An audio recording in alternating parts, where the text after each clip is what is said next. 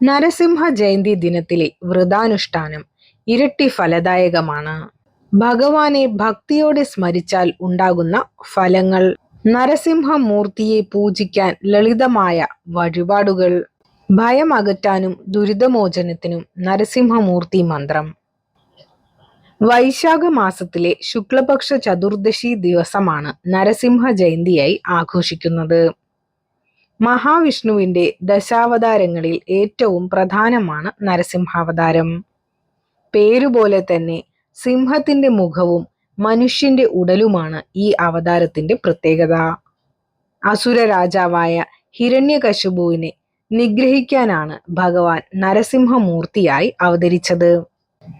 കൃതയുഗത്തിലെ ഭഗവാന്റെ 4 അവതാരങ്ങളിൽ ഏറ്റവും അവസാനത്തെയാണ് നരസിംഹാവതാരം.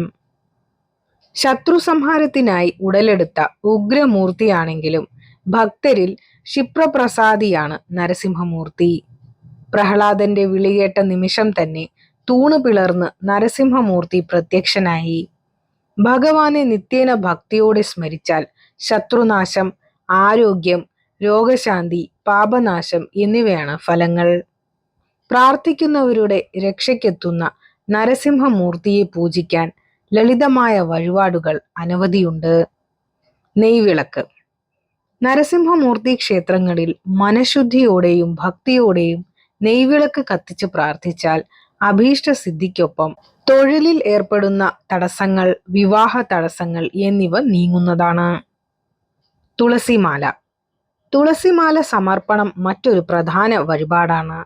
ഇഷ്ടപുഷ്പം ചുവന്ന ചെത്തി, നിവേദ്യം പായസം. ചോതി വഴിപാട്.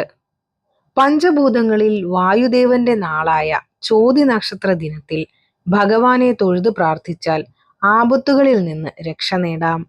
കടബാധ്യത നീക്കി കുടുംബത്തിൽ ഐശ്വര്യം നിലനിൽക്കാൻ പതിവായി ചോതി നക്ഷത്ര ദിവസം നരസിംഹക്ഷേത്ര ദർശനം നടത്തുകയോ ഭവനത്തിലിരുന്ന് നരസിംഹമൂർത്തി പ്രീതികരമായ ഭജനങ്ങൾ നടത്തുകയോ ചെയ്യുക.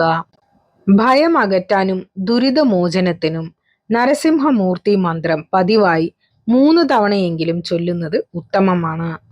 നരസിംഹ അവതാരം ത്രിസന്ധ്യ നേരത്തായതിനാൽ ആ സമയത്ത് ഭക്തിയോടെ നരസിംഹമൂർത്തി മന്ത്രം ചൊല്ലുന്നതും ക്ഷേത്ര ദർശനം നടത്തുന്നതും ഇരട്ടി ഫലം നൽകും എന്നാണ് വിശ്വാസം.